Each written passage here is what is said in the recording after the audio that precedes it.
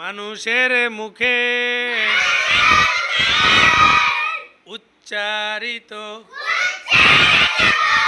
যে ধ্বনি সমূহ মনের ভাব প্রকাশ করে, সে ধ্বনি সমূহের সমষ্টিগত নাম ভাষা।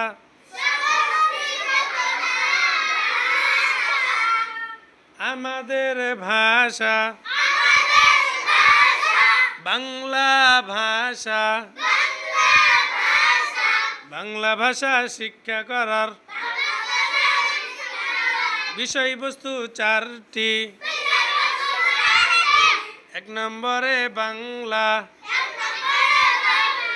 50টি বর্ণ,